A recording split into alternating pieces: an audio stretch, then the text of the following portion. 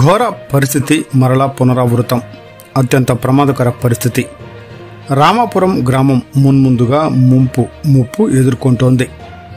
నంద్యాల జిల్లా శ్రీశైలం నియోజకవర్గం బండి ఆత్మకూరు మండలంలోని రామాపురం గ్రామం ఇప్పుడు ప్రాణాంతక ముప్పులో ఉంది.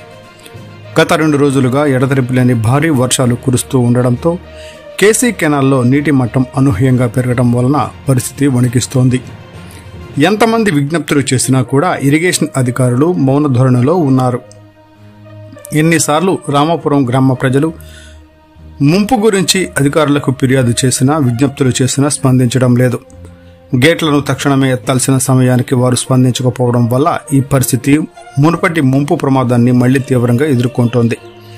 ఈ నిర్లక్ష్యానికి తగిన శాస్త్రీయ పరిష్కారం తీసుకుని అండర్ గ్రౌండ్ టన్నెల్ నిర్మాణం వంటి ప్రణాళికాత్మక చర్యలు వెంటనే అమలు చేయకపోతే రామాపురం గ్రామం నష్టం తప్పదు.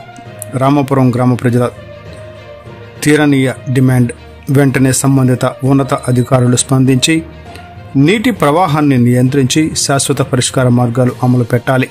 మరిన్ని మానవీయ నష్టాలు, ఊరు మునగడం తప్పించాలి. ఇది కేవలం పొలాల సమస్య కాదు, ప్రజల ప్రాణాల భద్రతపై ఉన్న అత్యవసర సమస్య. రామాపురం గ్రామం కేసీఆర్ నీళ్లు తగ్గమంటే తగ్గించలేదు సార్. ఫోన్ కూడా ఎత్తలేరు. వర్షం పడినప్పుడైనా కానీ ఇంతకుముందు ప్రభుత్వంలో అయితే తగ్గిస్తుండ్రు, ఇప్పుడైతే అసలు తగ్గిస్తలేరు, పరగతలేరు సార్. మాకు కేసీఆర్ నీళ్ళు తగ్గియాలి. ఊర్లోకి కూడా వచ్చేట్టున్నాయి సార్.